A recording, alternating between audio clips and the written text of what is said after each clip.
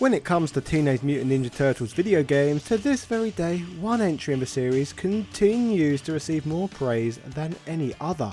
I am of course referring to the by this point iconic Turtles in Time. The second title to appear in arcades, with its conversion being the first Turtles game to be made playable on the 16-bit Super Nintendo.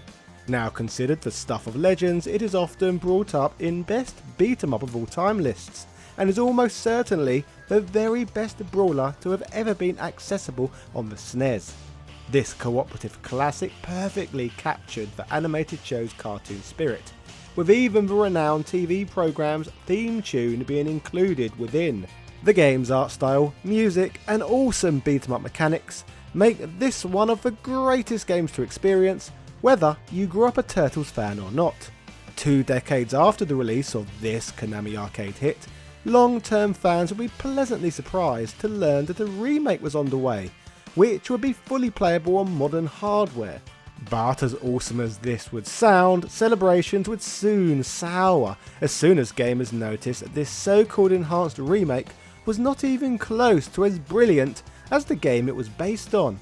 More than 10 years removed from this misstep, for those that played this one it remains nothing more than a repressed memory.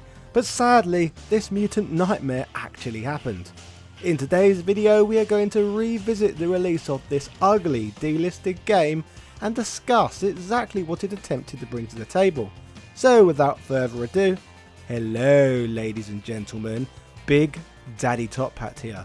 This is the story of Teenage Mutant Ninja Turtles, Turtles in Time, Reshelled. Yeah! After nearly 2 decades of publishing Turtles games, Konami's run ended. The Turtles video game torch would next be passed to Ubisoft, an era that would be marked with them releasing titles related to the all-new TMNT CG movie.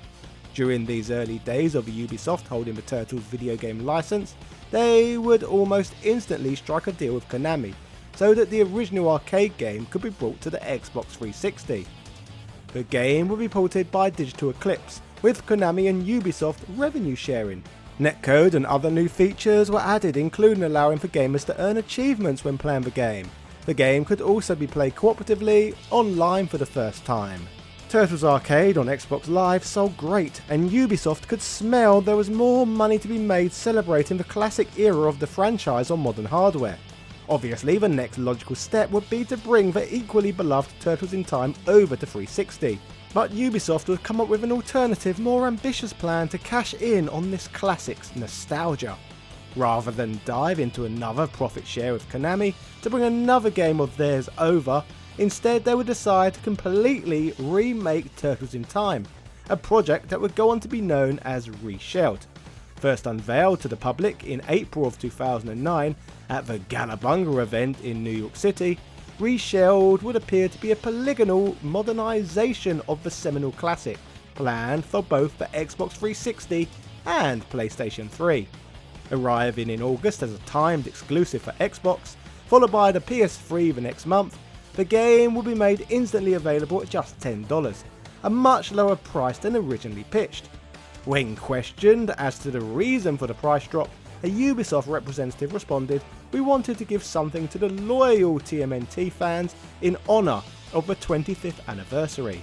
But this obviously instantly left many consumers questioning whether the price reduction meant a lower quality experience than expected. So what was going on here? Powering on the game, things start off rather promising with a rather stylish recreation of the game's original cutscene, taking place with even voice acting being involved. This remake actually features the same voice cast as the 2003 animated series, so there is a decent level of quality in that regard, even though such actors are clearly linked to the wrong era of the franchise. In fact, before we dive any further into discussing this game, one of the elements that has made the recently released Shredder's Revenge as popular as it is the fact that artistically the characters in the game look closer to their depictions from a 1987 cartoon than they do with more modern iterations of the franchise. Sadly, with Reshelled though, another nostalgia-driven creation, the developers instead never attempted to lean into the art style of when the Turtles were most popular of all. and character design wise seem to have been created whose aesthetic wise sits somewhere between the look of the Turtles in the 2003 show and the 2007 CG movie, essentially illustrating that it seems that Ubisoft were looking to bring the experience of Turtles in Time, but instead aligning it with the modern Turtles brand, rather than solely catering to those who grew up with the original arcade games. It was basically nostalgic, but not. Sadly, this meant that a lot of the charm what could be found in the original that had made it so great is completely absent from Reshelled. This includes the classic Turtles in Time soundtrack, which has been replaced with another one altogether.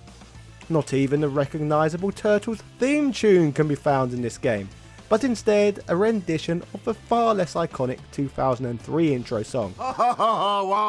Why? This is terribly disappointing to say the least, and makes me appreciate what they later did with Shredder's Revenge even more. The combination of this lesser music with these ugly polygonal graphics makes Reshelled feel little more than it's a budget mobile game, which obviously helps explain why Ubisoft weren't willing to try and charge more than $10 for this one. On the subject of these ugly graphics, how anyone would consider that going from this to be an enhancement is beyond me, as artistically, Reshelled is a step down in every way when compared to the game it was based on. The original game featured timeless charm and expressive sprite work that screamed personality, whereas this latter game looks like cheap crap, which in theory I guess it was when you look at the price point it was being sold at. But to sell the game as an enhanced version of the original was clearly a massive lie. While still whinging about this game's so-called updated graphics, like a lot of games on the 360, nothing looks as colourful or bold as in the arcade game either, and instead everything looks more dull, just like most other features of this game. One way they did arguably try to update the gameplay was with regards to how the characters could move on screen. Previously the Turtles could only move in 4 directions, here with the extra layer of depth they could suddenly move in 8 directions. When it comes to such mechanics, personally I feel less is more, and there is a reason that so many people enjoy the likes of, say, Streets of Rage 2 today, rather than, say, Fighting Force. I prefer my beat 'em ups in 2D over 3D, and Reshell's 2.5D isn't as good as the more simple approach. Apart from the movement being different, nothing looks or feels as satisfying with this one either, as connecting with enemies looks and sounds significantly weaker than with Konami's legendary effort. Now I notice there are a lot of people moaning online that there are stages missing from the remake of the game, which is partially true. Every stage found in the original game has been unlovingly recreated for this iPad looking game, and much of the confusion seems to be coming from people who have only played the Super Nintendo conversion of the game. The Super Nintendo release amazingly did include some new content which wasn't included in the arcade release, but none of that has been reproduced for Reshelled. Instead, we got a remake of the arcade original. As for the development of this maligned remake, it was handled by Ubisoft Singapore, a newly created subsidiary of the company, with Reshelled marking the team's first ever project. Staff would whet their appetite working on this budget title before moving on to create assets for the Assassin's Creed series. I guess some assassins can be ninjas after all. In my opinion, Reshelled is just an unnecessary remake of a classic. There was no reason to fix that wasn't broken, beyond I guess Ubisoft's corporate greed to not want to just license the original version of Turtles in Time for modern hardware. Something that amused me when doing research for this video was with regards to some of the criticism that game journalists would levy at Reshelled. What some of them did was, rather than putting the title's lack of quality down to being a poor reimagining, some would instead harshly bury the original Turtles in Time, a game few have bad things to say about today. I am not sure what it was about game journalists in 2012, but they really did look at the beat 'em up genre like dirt. Just see some of the tripe they wrote about beat 'em ups of old within my Double Dragon Neon video, for example. When it comes to Reshelled, a writer for IGN displayed some very ignorant views regarding gaming's past, which I thought would be fun to laugh at here. Their journo would write, Teenage Mutant Ninja Turtles, Turtles in Time, was originally built for arcades back in 1991, and eventually made its way to the Super Nintendo. And many a Ninja Turtle fan has fond memories of hacking and slashing through hordes of foot soldiers with 3 of their buds.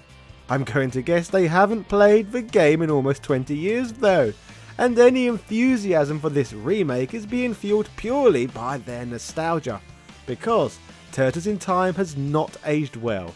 There's nothing to it. Turtles in Time is the kiddie pool of game mechanics.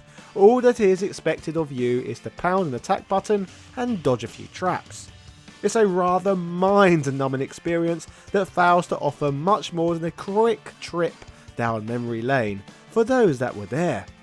With regards to the reshelled remake of the game, IGN would blame the game's lack of quality on the original game being poor, with their verdict being, this shallow and generic brawler is coasting on nostalgia fumes and the TMNT brand.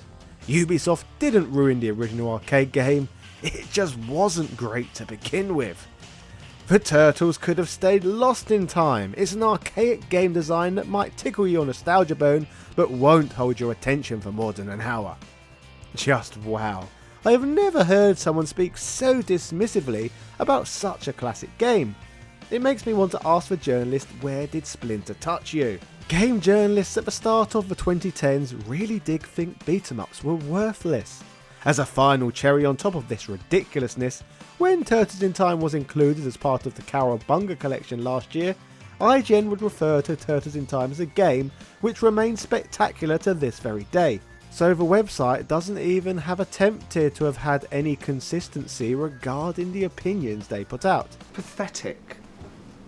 Sure, I understand that different journalists have completely different opinions, but that makes their entire scoring system completely worthless. If one of their reviewers is calling Turtles in Time awful, and another is labelling it spectacular. As you can probably guess, I'm in the latter camp and think it is bloody brilliant. And certainly do not place any blame on the original for the Ubisoft remake being rubbish. By 2011 the game was delisted and has not been available to download since. Which is a shame in my opinion, as incidents like this hurt game preservation. But still, it would be very hard to make an argument that this underwhelming polygonal affair brings as much to the table as the 1991 original, even if it did manage to sell incredibly well for a download only game. Anyway, if you enjoyed this one, why not check out my upload covering some of the greatest ever Teenage Mutant Ninja Turtles fan games. Yeah! Cheerio!